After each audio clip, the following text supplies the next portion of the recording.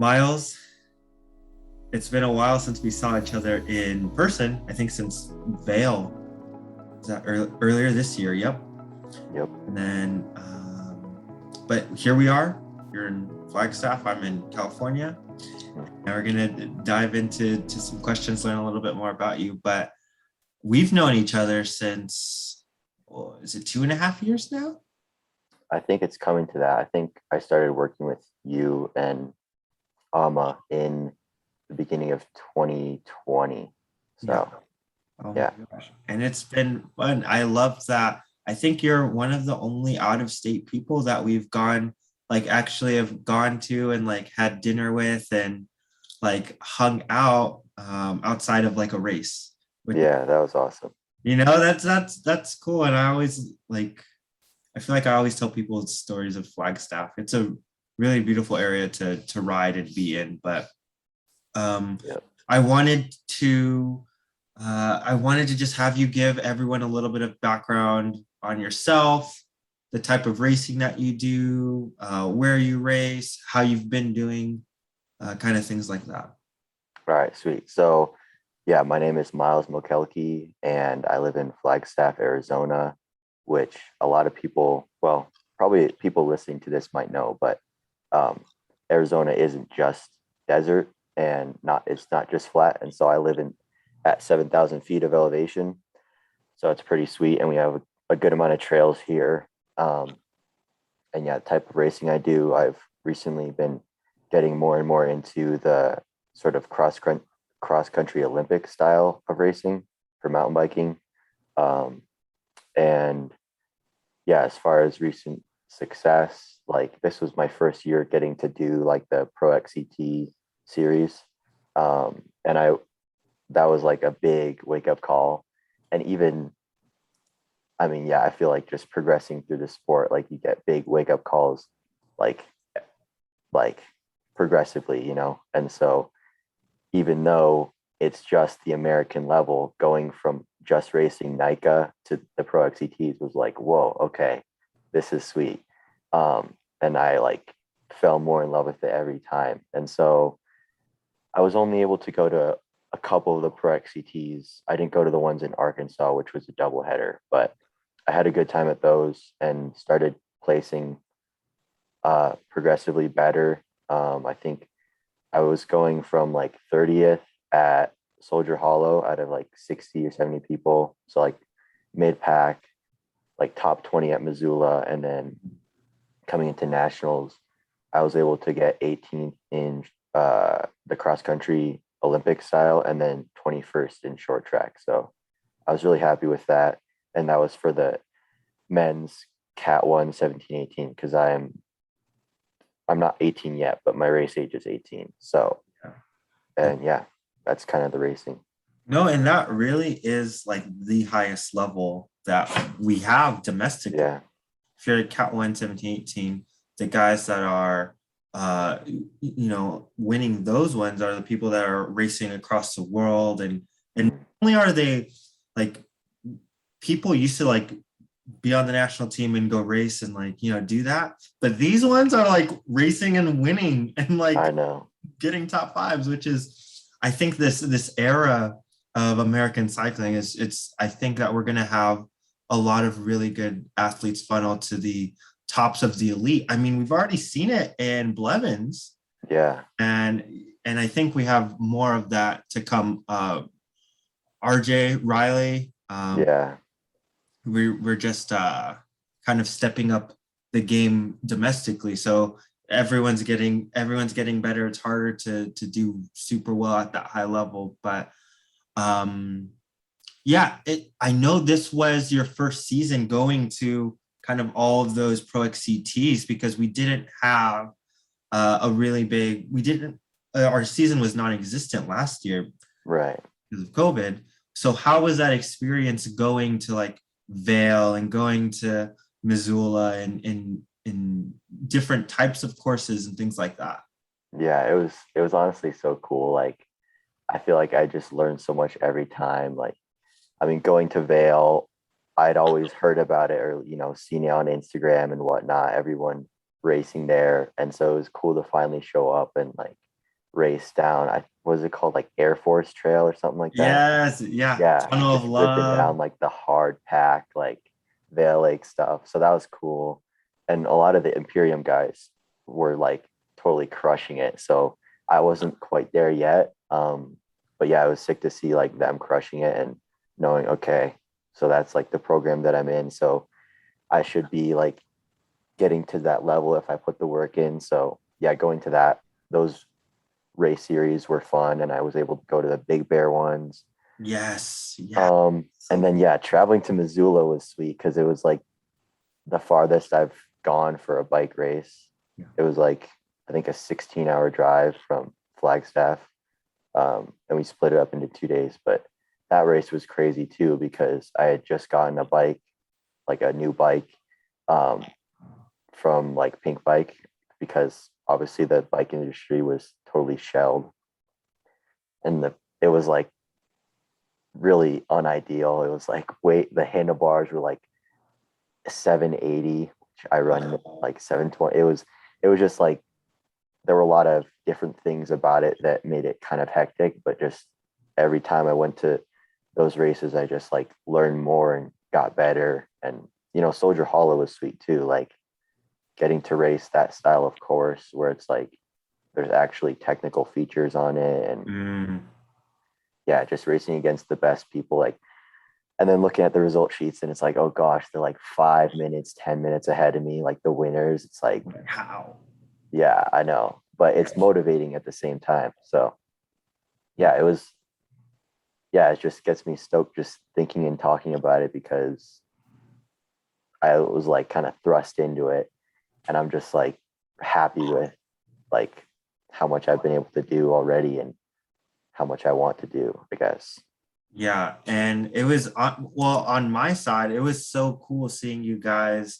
By you guys, I mean like the Imperium guys, link up at all of the different venues and have writing partners and get to like see the lines together and kind of have a team that's not really like that you typically have. And even when I was riding with some of the guys a few weeks ago, they're like, "Oh man, it would be so cool to have Miles out here."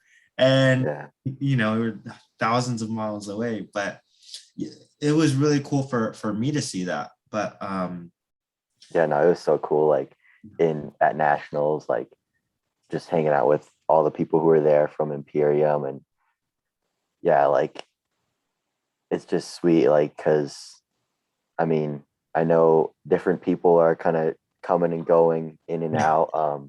But yeah, it's like a really good group of people in Imperium. So it's like nice to have that like connection to people, even though you might be going on to different things, um, of just like lifetime friends and riding partners. Like I know the Whites go down to Phoenix. I live really Mhm. close to Phoenix, so we'll be riding there. Gonna try to ride with Dane and you guys in California. But yeah, so it was sweet to have all those guys at the races. Yeah, and I mean, one of the things that me and Amma, when we started it, was, hey, we want to just help people get to where they want to go. And a lot Mm. of times that's not being with our team the whole time, right? Eventually getting them so that they can age out, they can, go race collegiately or go on to a really big team, um, is what we're there for. And that all comes with like a happy environment and making connections with other people. So that was like one of my highlights for the year. Yeah. So I know that we had already talked a little bit about this. I know there was no Nica racing last year, but you did have a lot of USA cycling, UCI level events going on. So how was it kind of transitioning from the US Cup, the super high level stuff, back into Nica and that atmosphere? Because at least in SoCal, it's very much more student athlete driven. The Nica events, obviously, that's all they have, and then we have camping at every Nica event, which is something that's really cool. So I just wanted to ask you like how that transition back to Nica's been. Yeah. So I think I actually didn't have a lot of USA cycling races in 2020. I mean, it's also hard to remember, but like I think I remember looking through like a race resume. 2020 is pretty empty. There were a couple like in the early stages and at the very end, but Mm. mainly it was like 2021, like from the very beginning, from the like early winter, um, doing the USA Cup races and whatnot. But yeah, jumping back into Nica was sweet. It was crazy to be back with knowing that we've had 2 years off. And it was also much different for me, like racing varsity, because like before I was getting like decent podium results in like, what was that? I think JV1 as a sophomore. So yeah, it was just weird to come back after like seeing the higher level of cycling like internationally, but then also coming back and being like, this is such a good um, place to like hone your skills, and it's just such a good environment where everyone's like just getting, there's people who are just getting into it, and it's like so fun to see like the people like they're flatting but they're like running across the finish line, and like yeah, no matter where they are in the field, there's like so many kids who are just like super happy to be there and like falling in love with the sport too. So that's really fun to see. Um, but it was different coming in like knowing I can win these races.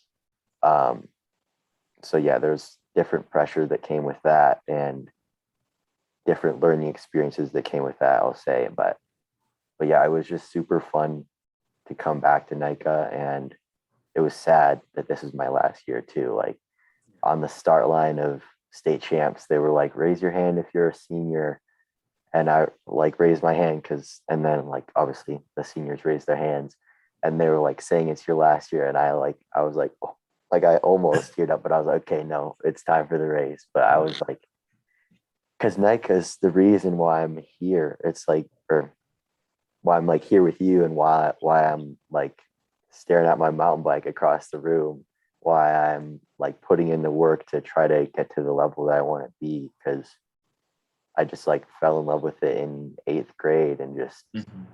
yeah, like so I have so much to thank for, like so many things have come from like just starting doing Nica. So yeah, it's an awesome um like organization, and like you were saying, like there's so many like bright talents that are coming up, and I think that that's going to just increase tenfold within the next 5 years, when all these like freshmen and like 8th graders that are putting down wicked fast times are like, if they decide to stick with it, are just like pushing the sport forward. So Yeah. yeah, it was really awesome to be back at Nica, and I hope to be back in some form in the future. Yeah. And you, this season, you wore the leader's jersey for like Yeah. majority of the time, right? Yeah, it was a weird back and forth. Like I ended up taking the overall. Like I technically tied, but because the last race was a tiebreaker, the last race of like the regular series was a tiebreaker, I won that, and I took the overall. Had kind of a rough state championship, but I think it's like there's two sides of it where I can look at how much further I want to go, and it's discouraging. But at the same time, I get motivation from that. But I also kind of need to remember like how far I've come, like how far I've Yes. been able to improve. So it's still like you're like between two places. It's like, oh, am I disappointed, or am I just like looking back in time? But Yeah. And yeah, the reason I bring up the leader's jersey is because like Arizona has a big league. You're split into two conferences, but there's yeah, probably a few thousand student athletes. And like to have a leader's jersey and to have a varsity leader's jersey, that's less than 1%. It's 1/10%. And that's like a very elite class to be in. And yeah, so I just want to congratulate you on, because that's a huge accomplishment. I think, it's so easy to like gloss over things, but that's a huge deal. I wanted to ask, thank you. with you being a leader, like wearing the leader's jersey, was were there people on your team and off your team that like looked at you for guidance, maybe outside of cycling too, as like maybe like a leader of the team or things like that? Because I've seen that in my experience with other athletes. Yeah. Yeah, I think a little bit. I mean, it was funny because our team actually, like, we absolutely crushed it this year. So, like, I was on a different team because so I'm doing online school, and like the way that the ruling works, before I wasn't going to public high school, but so I was on the public high school team. And man, we have so many people on the team that were absolutely crushing it. Like, we had varsity girls who were like up there. We had some freshman boys, and I think JV1 boys like wearing the leaders jerseys too. That's So it wasn't like insane. all eyes were on me. Yeah, so that was really cool to see. But yeah, I mean, at the practices that I was able to make, and obviously all the races, I try to be like as much as I want to just hone in on my own race. Yeah. Like, I try to be as positive of a character to those around me as I can. So even though I had a rough race, I was still like out there, like cheering for the rest of the team. Cause yeah, I mean, when it comes down to it, like they're, they are like the future of the team, and they're the future of like the sport, really. Yes. Yeah. And I know, just from my own like knowledge, I wanted to go back to when you were a sophomore and you were racing JV, and I was looking at the results, and you were doing, you were doing well. You were getting top fives, you're podiuming, but I saw at the end that you ended up like six overall. What I've seen is like, okay, so there are people that, because there are like different levels below varsity, right? Sometimes you have like a division and a B division, or just based on like, I don't know where they are. But typically as they get closer to varsity, like even people that were winning their category or getting podium, they eventually, as they get closer to that top of that pyramid, it's harder for them to like stay on the podium or to like win consistently. But to see doing even better now than where you were is, I think, is that what you were saying about looking back at where you had come from. So Mm. I wanted to ask you about, what, I think we get so much support from everyone, from like the teachers, the parents. And I just wanted to like give a kudos to your parents. They are also really big athletes, and it does take a team to like raise a healthy, someone who's going to compete so much, because it takes, you have school too, and when you're traveling, that's not, you can't just wake up and go travel. There's a lot of planning and preparation. So Yeah. yeah, I just wanted to, I don't know why I wanted to say that. I wanted to say that.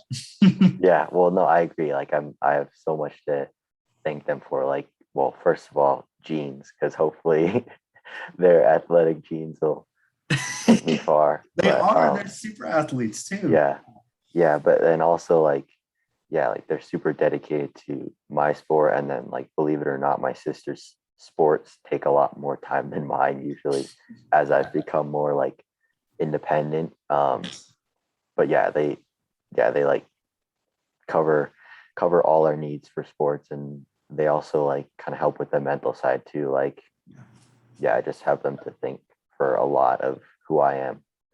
But that goes without saying, I guess. But it's Yeah. important to acknowledge it too. So I know we work with a lot of kids, and I see, some people really smart. I see some people that are hard workers. I see some people that maybe they're lacking focus, but all I see so much good in Miles. You're so smart. You're very like pointed in what you say and what you're working on. I wanted to see, this is, you're graduating high school. What does, next year, next, 3 4 years kind of look for, like, for you in the future? Yeah, so it's interesting. Like, it's become less clear as I've become closer to it, because part of me is like, well, I know for sure that I would like to get an education, and like a very high level education, or very high quality education. Um, and so I'm not just going to go, like, not that there's anything wrong with it, but for me, going just the pro cycling route, and maybe that sounds bad to say because my results aren't quite there yet, but I do think if I was to stick with it, I could go the pro cycling route, because could choose to skip school. I mean, in 1 year of training, I've already improved a lot. What could I do in 4, Yeah. But at the same time, like, my goals aren't just in cycling. And I've seen really good examples of people who can balance both. Like, like Christopher Blevins, like he's actually just graduated from one of the colleges that I'm looking at. Slow? Yeah, slow. Oh, that's a gorgeous campus. Yeah. But to answer your question more directly, I'm planning on going to college. I'm planning on pursuing like a degree in the STEM field, because I want to do big things in that field, like in my future. But at the same time, just see how much training and racing I can keep doing. And so a lot of that's going to depend on like what happens this next year. I'm looking at maybe taking a gap year, maybe just seeing how I can continue racing, because yeah, I'd like to do both at a really high level, but also get my education. Yeah, absolutely. And you know what? Some of my favorite people to talk to are people that can balance whether that be school or work or some aspect and race at a really high, being a good family member or teacher, mom, and then and racing at a really high level. Yeah. We've seen evidence of that. We've seen Annika Longvad, she Yeah, finishing her freaking dentist school and she's like world champion. I know. So good. And And she left it to be a dentist, to like be a when she was dentist. crushing people. And you know what? I when I was graduating probably had some thoughts of perhaps pursuing pro cycling. I think if I was weighing it out, I was always going to go work, because if you look at it, cycling is a job as well. Mhm. And maybe there are some jobs that, depending on who you are, might be a better job than being a professional cyclist. You Yeah. might have a life that you enjoy more, which I think is, on a very meta level, that's what we're all kind of shooting for. But, Kate Courtney as well, Stanford, and, Yeah. and world champion too. Everyone's world champion now. Uh, Yeah. I was telling you about Alex Weil. He's going to be on. He's, a fantastic worker, a fantastic athlete. Yeah. And I think that's so admirable. So if anyone can do it, I'm positive that you'll do a good job doing that as well. Thank you. But where at STEM, science, technology, engineering, mathematics, I'm a huge advocate of, those degrees. I wish I got one of those degrees. I got an economics degree and I was like, I can't really do anything with that. Or I can go work at a bank. I can have my job now, which is fine. I like that. But do you know which one of those for? Well, I mean, I think they all like blend together so much, but like really the science and engineer, well, yeah, I don't know. I don't Yeah. know, man. Like the science, technology, engineering, and math part of it. Like, Yeah. I don't know yet. And that's why it's kind of hard to decide like what to do exactly. But I think I have time. But yeah, like I think I'm not sure if I think it's definitely harder to balance both than just do one. Like I think it would be, I mean, I've never done it, but I think it would be easier to just be a pro cyclist. Um, but there's also different like pros and cons to that. But yeah, I know for sure I'll be trying to balance it as long as I can, and then probably just go in whichever direction seems like it'll be more enriching, I guess. But Yeah. I don't think I'll ever cut out either.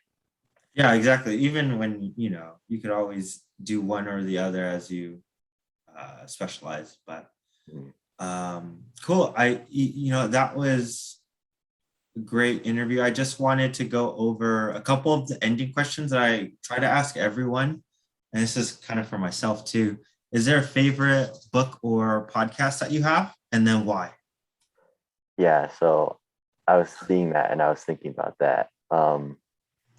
I honestly haven't like really read like in a while, but that's one of the things that like now that I have time where I'm not training, I'm gonna try to start picking up some books again.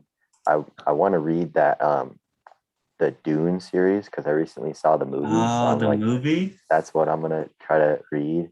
Um, I'm actually looking at the Dragon Ball Z ones. I haven't started reading them yet because they're in entirely Japanese, but The I still, manga? yeah, the manga one. And so I still like that's my goal is because I am a quarter Japanese, and so I'd like to be able to learn learn it again and then read those. And then for podcasts, honestly, yours, like I've listened to it. I remember like when I first started working with you guys, um, I had seen it on your Instagram or something. And I listened to that one for a while. Yeah, it's Dude. good. I think at the beginning there were a couple of like 30-minute long silences at like the end, figuring it out. But like as you figured it out, it's only gotten better. And then like I used to listen to a lot more, but a lot more podcasts, but now I've kind of cut back on that. But I like the Adventure Stash by Payson McKelvin, Yeah. and then the Lantern Rouge one. Um, Okay. yeah, That guy's so smart. I know it's like super analytical, so I've kind of backed off a little because I'm not as into road anymore. But Yeah. yeah, Dang, that's good. I want to put out more of these. I know we were already talking, I have plans to have some good people on and have some good conversations. So that's super exciting. yeah, And then I know you're already so young, but what piece of advice would you give your even younger self? yeah. I know that's such a hard question to answer because I feel like I was given such good advice. That's Um, so like whatever advice I would give to my younger self would just be like one amongst a lot of other good advice. But I don't know. I think like just staying motivated. That's a big thing. It's much easier said than done because there's so many things that um, play into it. I would also say maybe don't be so hard on myself, or maybe don't be so like analytical in my thinking and like perfectionist tendencies. But I also feel like that's part of what pushes me. So I don't know. I think, yeah, I'm happy with the advice that I've been given. So yeah, and honestly, a lot of it is thanks to you guys. Like a lot of the advice that you guys gave me, or and you and Alma, because I just like specifically worked with Alma, but Mhm. like I couldn't have asked for a better like you guys found me at the perfect time. Like coming from Nica, I was already looking for like more structured training. I was reading Joe Friel's like how to train, all that stuff. Yes. Yeah. And like within the short amount of time I've been working with you guys, it's been like, yeah, chock full of like good life advice. It's really like, it sounds like I'm just blowing smoke up you, but it really is true. Like I've totally been like, it's an important part of my life, that I've been sort of guided by you guys and sort of the values of Imperium. So I'm really thankful for that, and it's given me a lot already. No, so maybe I'm just trying to think about for others. Maybe the advice is find people to have in your life that can give you good advice. And Yeah, for sure. yeah, and I'm such a proponent. I've said this before, but maybe not here. There are people that really want to focus on gymnastics. There are people that really want to focus on school or writing or cooking.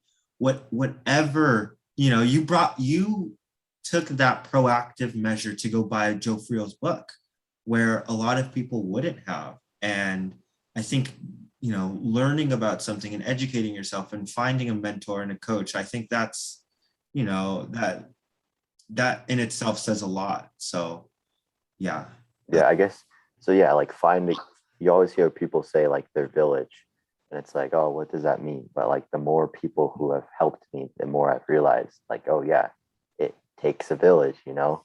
And so like you can't do it on your own. It's really good to have good people behind you and helping you find your way. Yeah.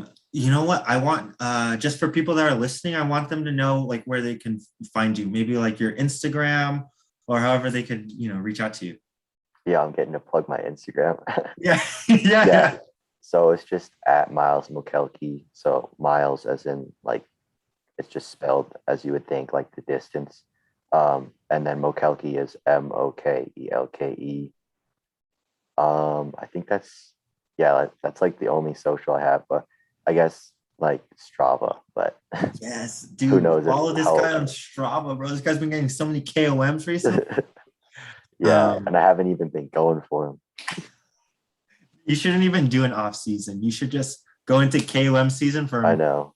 and Part of me wanted to just, I was honestly scoping some of the Flagstaff KOMs. Like, dude, I could like maybe not absolutely crush some of them, but because there have been some good people here. Like, no way I'm getting the snowball one now that Brandon McNulty hit it.